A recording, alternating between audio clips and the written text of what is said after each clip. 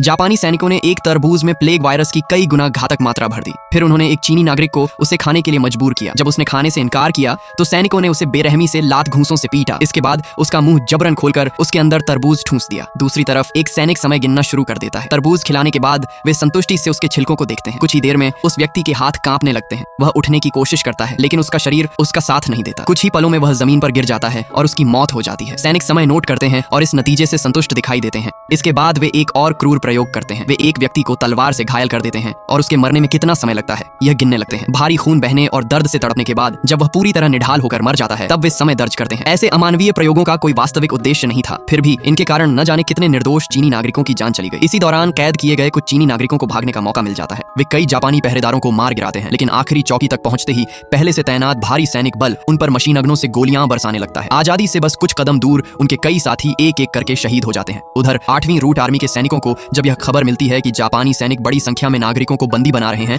तो वे उन्हें बचाने के लिए दुश्मन के अड्डे पर हमला कर देते हैं। लेकिन बंदियों को एक मजबूत बंकर में कैद किया गया होता है जिससे सीधा हमला करना मुश्किल हो जाता है। तब सैनिक एक खास मिर्च बम बंकर की ओर दागते हैं। बम फटते ही मिर्च का धुआं पूरे बंकर में फैल जाता है। तेज जलन और घुटन के कारण जापानी सैनिक दरवाजा खोलकर बाहर निकलने पर मजबूर हो जाते हैं। इसी मौके का फायदा उठाकर सभी कैदी बाहर निकल जाते हैं। जैसे ही जापानी सैनिक बाहर आते हैं पहले से तैयार 8वीं रूट आर्मी के जवान उन पर गोलियों की बौछार कर देते हैं। इसके बाद कमांडर आदेश देता है कि दुश्मन के पूरे अड्डे पर तोपों से लगातार हमला किया जाए। तोपखाने की जबरदस्त गोलाबारी से जापानी बंकर और उनका पूरा अड्डा तबाह हो जाता है। आखिर में सैनिक हमला बोलकर दुश्मन के ठिकाने को पूरी तरह खत्म कर देते हैं।